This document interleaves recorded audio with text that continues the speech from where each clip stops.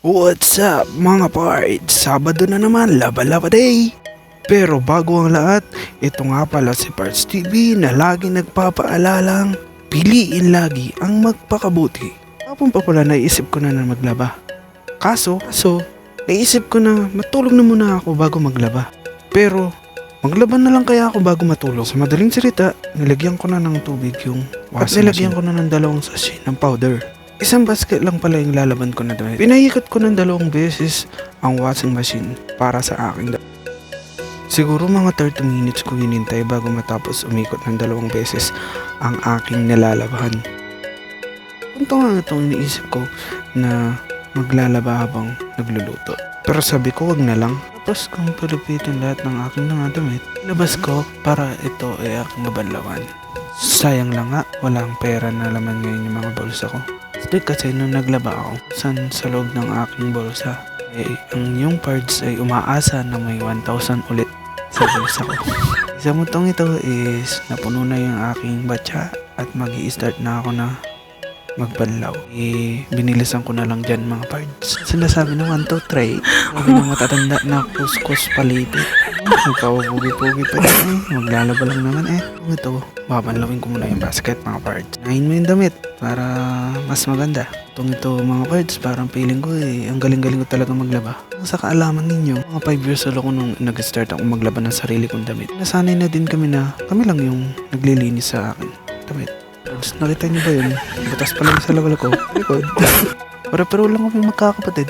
Pag parang nilaban ng iba, parang gusto namin susuotin namin para maunang masuot.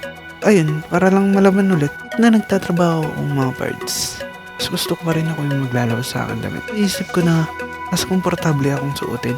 Naugalian namin na pinaglalaban namin yung mga magulang namin, lalo na pagpagod sila. Mga parts.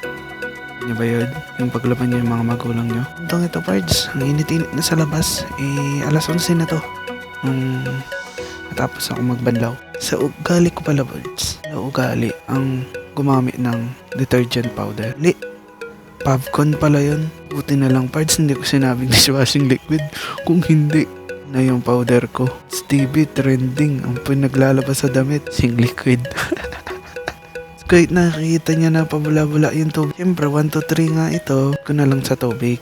Ito, tapos na ako magbanlaw. Sasampay na ako kung yung parts. Tingin niyo, ang init-init na sa labas. Kasi na yan, talaga masakit na sa balat. Bibilisin ko na lang at dito na lang sa loob magsampay. Na ilagay sa hanger lahat ng mga damit, doon ko na lang ilalabas. Talo pa lang sampayan yung nagamit ko dyan sa labas para kaagad matuyo. Kahit na ganito lang ako, gusto ko pag nagsampay ako is maayos din naman. Wala na ito parts. Antok na talaga ako kasi wala pa akong tulog nga. Pala parts, every time na mag-day off ako, doon ako maglalaba pa lang. Sa puntong ito, tapos na akong magsampay sa hanger at ilalabas ko na lang to.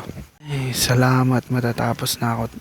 Magluluto pa ako ng pagkain. Akong kasama sa bahay. Bawa din sila, si nanay, si tatay, tsaka mga kapatid. Choice, luto mo, pagkain mo. So, tinitignan ko na lang. Sana matuyo. Maghapon ka. Lang, hindi man yan natuyo. Ay, tapos na din. Hanggang dito na lang mga parts. Thank you for watching and follow for more.